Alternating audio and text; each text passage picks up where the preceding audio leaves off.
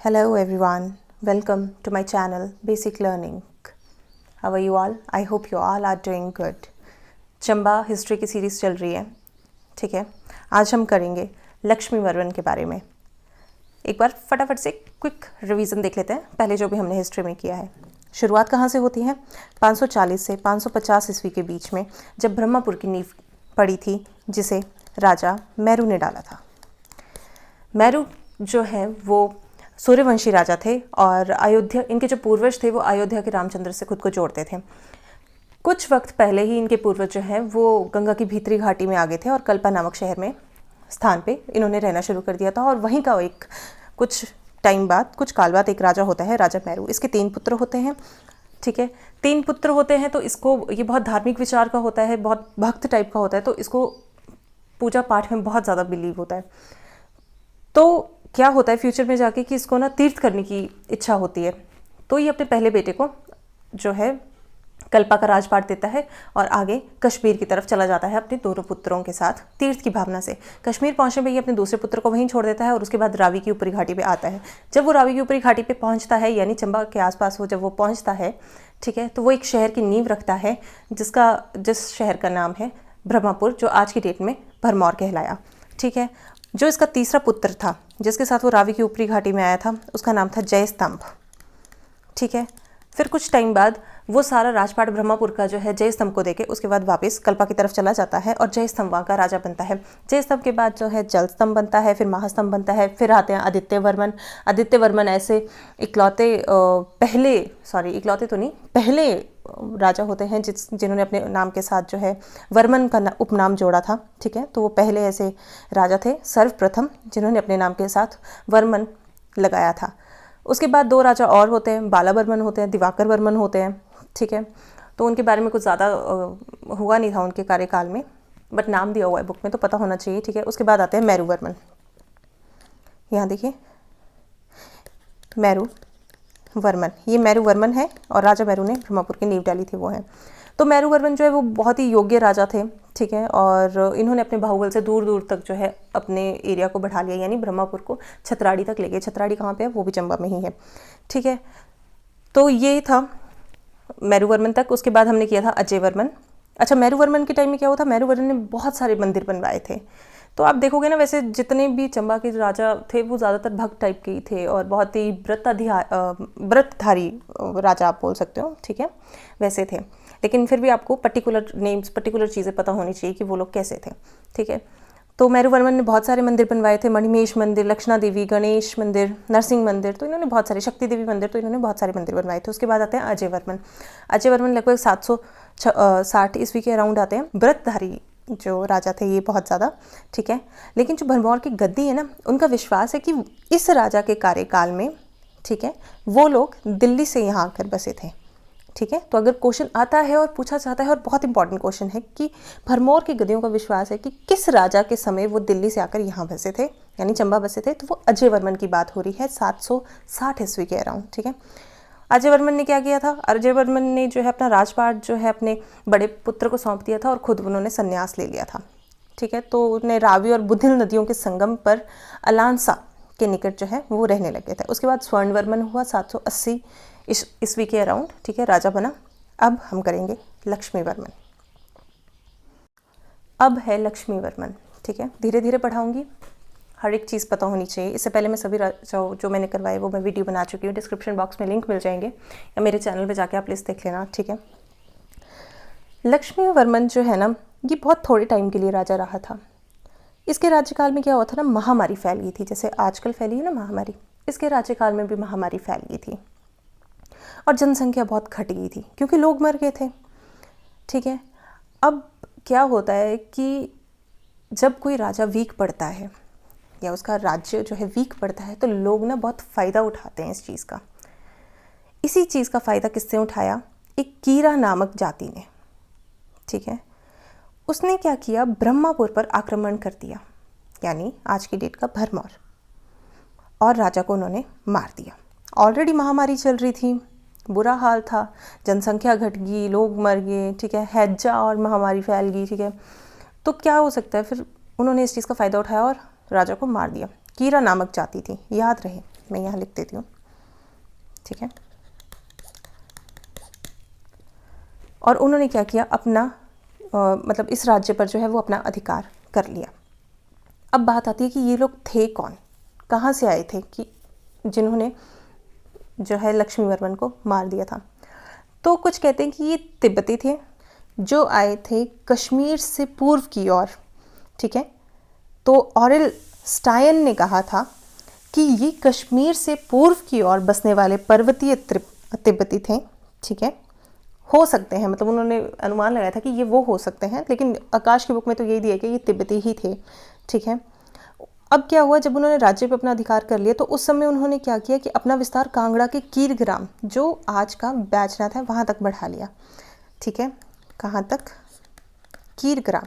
यहाँ से आपको दो नाम पता चल गए, ब्रह्मापुर को भरमौर बोलते हैं, कीरग्राम को बैजनाथ बोलते हैं। आज का बैजनाथ कहाँ पे है? कांगड़ा में है, ठीक है, जहाँ पे बहुत फेमस शिव मंदिर है जो पांडवों ने बनवाया था। ये हम कांगड़ा में करेंगे, ठीक है। इतना लग गया पता। राजा मर गया, ठीक है, अपना अधिकार, कीरा जाति ने अपना अधिकार जो है ब्रह्मपुर पर कर लिया। अब ब्रह्मपुर तो उथल पुथल हो गया। अब क्या होता है, तो अब क्या होता है कि ब्रह्मपुर की ये कंडीशन देख के सबको पता चल जाता है कि मतलब ब्रह्मपुर की अब राजा तो रहा नहीं है, उथल पुथल हो चुकी है सारी उनकी कंडीशन। अब इस चीज़ का फ़ायदा कौन उठाता है? राजा जरेश्वर पाल, जो कुल्लू के शरणार्थी थे, ठीक है, वो इस चीज़ का फ़ायदा उठाता है। और वो क्या करता है, बुशेर की सहायता से ना ब्रह्मपुर की सेनाओं को कुल्लू से खदेड़ देता है।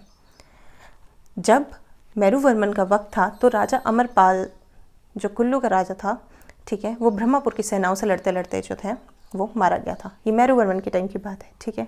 लेकिन लक्ष्मीवर्मन के टाइम पे क्या हुआ था? लक्ष्मीवर्मन के टाइम पे लक्ष्मीवर्मन मारा गया।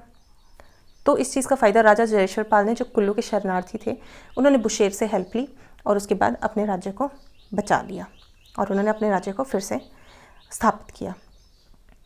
अब क्या होता है कि राजा की कोई संतान तो थी नहीं जब लक्ष्मीवर्मन मारा गया, लेकिन कहते हैं ना कि जो रानी थी उसके पेट में बच्चा था। तो ये स्टोरी लिखी हुई है, ये आप पढ़ लेना, ये सब कुछ किताब का ही लिखा हुआ है, किताब भी आप देख लेना एक बार, ठीक है। तो मंत्रियों और पुरोहितों ने क्या किया, उनको ना डर था, मंत्रियों और पुरोहितों को ना इस चीज़ का कि रानी को कहीं कुछ ना हो जाए, ठीक है। तो उन्होंने क्या किया, उन्होंने शत्रु के भय से ना रानी को पालकी में बिठाया और ब्रह्मपुर से पूर्व की ओर भेज दिया। मतलब कि वो उन्होंने वहाँ से ब्रह्मपुर से निकाल दिया। उन्हें डर था कि वो लोग जो है रानी को भी ना मार। अब क्या होता है ना, जब वो देओल के पास गढ़ो गांव में पहुँचती है तो रानी को पेट में दर्द होती है। तो रानी क्या करती है, तो रानी ना बहाना बना देती है कुछ भी, मतलब दिशा किनारे का वो बहाना बनाती है, ठीक है, एग्जैक्ट वर्ड्स तो ये हैं, ठीक है। और पालकी से उतर जाती है और वहाँ पे होती है एक गुफा, और वहाँ गुफा में जाके वो ना एक बच्चे को जन्म देती है और फिर वो बच्चे को जन्म देके वापस अपनी पालकी में आके बैठ जाती है।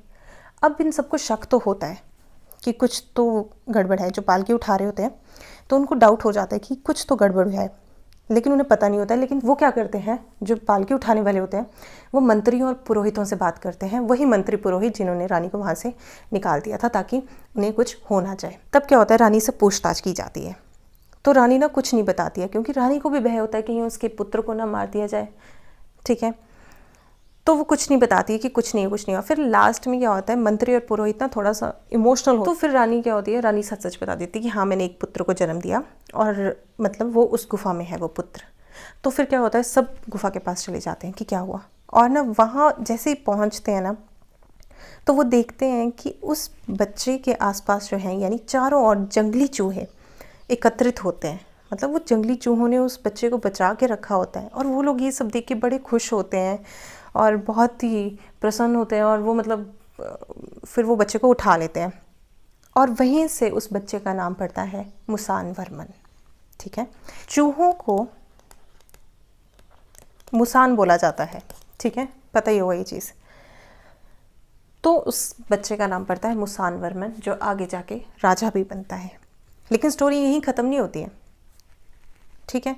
इतना हो गया कि बच्चे को उठाकर ले आए, सब बड़े खुश हुए, जंगली चूहों को देखा, अरे परे बच्चे को बचाते हुए नाम रख दिया मुसानवर्मन। अब आगे क्या होता है, वहाँ से लोग क्या करते हैं ना, वो लोग कांगड़ा के बंगाल एरिया में आते हैं, ठीक है, और एक ब्राह्मण के घर में रहना आराम कर देते हैं। कौन? रानी और उसका पुत्र। तो रानी क्या करती है, रानी ना उस ब्राह्मण को अपना गुरु बना लेती है, ठीक है। तो रानी और उसका पुत्र फिर वहीं पे रहते हैं 8-9 वर्ष तक, मतलब वो ब्राह्मण के ही घर में रहते हैं। लेकिन रानी जो है वो कभी नहीं बताती है ब्राह्मण को कि वो किस घर से आई है, कि वो राजघराने की है, वो कभी नहीं बताती है। अब एक बार क्या होता है कि जो मुसान वर्मन है, जब वो छोटे थे, ठीक है, तो आटा पड़ा हुआ था नीचे, तो ना वो वहाँ पे खेल रहे थे, तो खेलते खेलते वो वहाँ पे चल पड़े आटे पे। अब उस बच्चे के पाँव के निशान ना ब्राह्मण ने देख लिए, तो ब्राह्मण जो पिछले टाइम के थे उनको तो पता चल ही जाता था ये सब चीज़ों के बारे में, उनको इतना एक्सपीरियंस होता था, ठीक है। तो उन्होंने जब वो पाँव देखे तो उनको ना थोड़ा सा आभास हुआ कि ये जो पाँव है ना, ये किसी राजघराने के पाँव हैं, ये किसी आम घराने के पाँव नहीं है। मतलब होता होगा उस टाइम पे कुछ, ठीक है, पता होता होगा उन्हें, उनके पास विद्या ही इतनी ज़्यादा थी उस वक्त ना, ठीक है। तो ये चीज़ ना उन्हें थोड़ा आभास होगी। फिर उन्होंने क्या किया, उन्होंने रानी को पूछा कि सारी सच सच बात क्या है। तो रानी ने फिर सब कुछ सच सच बता दिया। तो उस ब्राह्मण ने क्या किया, वो राजा के पास गया, सुकेत के राजा के पास, ठीक है। सुकेत का इतिहास भी हम पढ़ेंगे, ये सारी बातें रिपीट होंगी, ये कुल्लू की और ये जितनी भी मैं बता रही हूँ कांगड़ा की, ये सारी बातें रिपीट होंगी जब हम दूसरे डिस्ट्रिक्ट्स करेंगे। फिलहाल हम फर्स्ट डिस्ट्रिक्ट हमारा चंबा है, तो हम वहीं से चल रहे हैं, चले गए अब, ठीक है। ब्राह्मण सुकेत के राजा के पास, वहाँ पे जाके सारी बात बता दी कि रानी के साथ ऐसे ऐसे हुआ है। तो जो सुकेत के राजा थे ना, उन्होंने बड़े आदर सत्कार से रानी को और उनके पुत्र को ना अपने पास रखा, यानी मुसान वर्मन को, ठीक है। और वो काफ़ी सालों तक वहीं रहे। और बाद में जब मुसान वर्मन बड़े होते हैं तो उन्होंने उनकी ही पुत्री से विवाह किया, यानी सुकेत के राजा की पुत्री से उन्होंने विवाह किया, ठीक है। लग गया इतना पता। अब क्या होता है कि राजा ने बहुत सा धन दिया और पांगण परगना भी दहेज में दी मुसान वर्मन को, ठीक है, और एक बड़ी सी सेना दी जिससे ब्रह्मपुर में जो भी आक्रमणधारी थे, ठीक है, उनको मुसान वर्मन ने मार भगाया और, ठीक है, अपना राज्य फिर से वहाँ पे स्थापित किया। तो इस प्रकार जो है मुसान वर्मन भी राजा बनते हैं ब्रह्मपुर के। ये स्टोरी बहुत ज़्यादा इम्पॉर्टेंट है, ये आपको पता ही होनी चाहिए, यहाँ से क्वेश्चन ज़रूर आता है, ठीक है। क्वेश्चन ज़्यादातर यहाँ से एक ही आएगा कि वह कौन सा राजा था जिसे चूहों ने बचाया था। तो वो मुसान वर्मन थे। किसके पुत्र थे? लक्ष्मी वर्मन के पुत्र थे। लक्ष्मी वर्मन के टाइम पे क्या हुआ था? महामारी फैली थी, हैजा और महामारी फैल गई थी, ठीक है, वेरी वेरी इंपॉर्टेंट। और किस जाति ने जो है वहाँ पे आक्रमण किया था? तो वो कीरा जाति थी, ठीक है। ये क्वेश्चन जो है कीरा जाति वाला, ये थोड़ा सा आपको थोड़ा डेप्थ का क्वेश्चन है, लेकिन मेन चीज़ें जो है वो यही है कि किस राजा के कार्यकाल में क्या हुआ था। So it is very very important. इतना लग गया पता। ये जो मैंने स्लाइड्स बनाई है ये वही लिखा हुआ है, ठीक है, देख लेना आप इसको ना। चलिए आगे देखिए। इसके बाद राजा होते हैं हंस वर्मन होते हैं, सार वर्मन होते हैं, सेन वर्मन होते हैं, सजन वर्मन होते हैं। लेकिन इन राजाओं के काल में कुछ खास हुआ नहीं है, तो इसलिए इनके सिर्फ नाम ही पता होने चाहिए। मतलब हाँ, पता होने चाहिए, इनके हिसाब से पूछ ले कि हाँ ठीक है कौन कौन से राजा थे, ऐसे आपको दे दे कि हंस वर्मन थे, सार वर्मन थे, सेन वर्मन थे, जरेश्वर पाल थे। इस तरीके से अगर आपको ऑप्शन दे दे तो आपको पता होना चाहिए। वर्मन तो आपको पता ही है, अब लग गया पता कि चंबा के ही राजाओं का उपनाम था, ठीक है। चंबा के राजाओं का नाम सिंह भी था, ठीक है, वो आगे मैं बढ़ाऊंगी। फिलहाल वर्मन उपनाम चल रहा है, ठीक है। इसके बाद एक राजा होते हैं मृत्युंजय, ठीक है, सॉरी, मृत्युंजय वर्मन, ठीक है। तो इनके नाम का ना एक शिलालेख पर मिलता है, इस राजा का नाम जो एक शिलालेख पर मिलता है। तो ये लेख जो है ना वो दोलाधार पेरोली रगाला स्थान पर है, ठीक है। तो वंशावली में वैसे इनका नाम नहीं है, मृत्युंजय वर्मन का नाम नहीं है।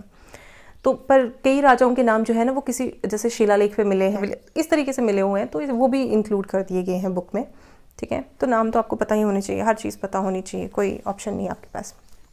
इसके बाद राजा होते हैं वेरी वेरी इंपॉर्टेंट राजा साहिल वर्मन। बहुत ही प्रसिद्ध राजा, बहुत ही ज़्यादा एक प्रतापी राजा, राजा साहिल वर्मन 920 ईस्वी के अराउंड। डेट भी बहुत ज़्यादा इम्पॉर्टेंट है। 920 ईस्वी के अराउंड राजा साहिल वर्मन होते हैं। जितने भी राजा करवा रही हूँ बहुत ही ज़्यादा इंपॉर्टेंट हैं।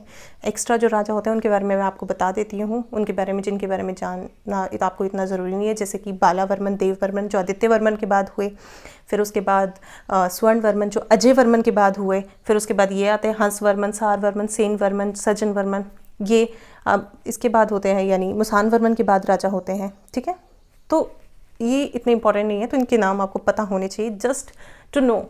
ये भी गारंटी नहीं है कि ये पूछे जाते हैं, और मुझे नहीं लगता आज तक पूछेंगे, पर इन केस पूछा जाए पता तो सब कुछ होना चाहिए। पढ़ो तो ऐसा पढ़ो कि बस सब कुछ आता हो। ठीक है, सो आज की स्लाइड में बस इतना ही था। एक एक राजा करके करेंगे, आपके लिए बहुत ईजी हो जाएगा, कभी नहीं भूलेंगे किस राज्य में हिस्ट्री का आप एक चीज़ नहीं भूलेंगे अगर आप एक एक लाइन और एक एक चीज़ पढ़ते हैं अच्छे से। दिन की एक ही लाइन पढ़ो, पर ऐसी पढ़ो कि आपको कभी 10 साल बाद भी कोई पूछे कि हाँ मतलब हुआ था ऐसा कुछ, तो हाँ आप बोले हाँ ऐसा उस बुक में इस पेज पे ऐसा लिखा हुआ है, तो हुआ था। कहानी के तौर पे पढ़ेंगे हिस्ट्री, सब कुछ याद रहेगा। पढ़ेंगे आप इसलिए क्योंकि आपने पेपर क्लियर करना है, तब आपको हिस्ट्री याद नहीं रहेगी, फिर आप राजा ही याद करते रह जाओगे, ये राजा वो राजा वैसा राजा, ऐसे नहीं होगा। कहानी के तौर पर ही आपको याद करना पड़ेगा। मेरा मकसद यही है कि मैं आपका बेसिक क्लियर करा दूँ। ठीक है, सॉरी फॉर इतनी सारी बातें। ठीक है, अब आगे मैं आपको मिलूँगी साहिल वर्मन के साथ। ठीक है, बहुत बड़ी वीडियो होगी, वो कुछ 10-15 मिनट की होगी, अच्छे से करवाऊँगी, पूरा डीप में करवाऊँगी, ताकि आपको कुछ भी ना भूले और क्वेश्चन कुछ भी आ जाए, क्योंकि वो बहुत ही प्रसिद्ध राजा है, वहाँ से क्वेश्चन आने के बहुत सारे चांसेस हैं। उन्होंने चंपा शहर की नींव रखी है, तो आप समझ लीजिए वो कितनी ज़्यादा इंपॉर्टेंट है। सुइयों का मेला उन्होंने लगाया था, उनकी बेटी थी चंपावती, उनकी पत्नी थी नैना देवी, जिन्होंने अपना दान दे दिया था अपनी पानी लाने के लिए वहाँ पे। ठीक है, सो मिंजर्स चंबा के मेले हैं, सो ये सब चीज़ें मैं उन सब चीज़ों में इंक्लूड कर दूँगी। तो मुझे थोड़ा सा टाइम लगेगा, कल तक या परसों तक मैं वीडियो प्रोवाइड करने की कोशिश करूँगी। Thank you so much, do like and subscribe to my channel. बाकी खुश रहिए, पढ़ते रहिए, एंजॉय करते रहिए। Thank you.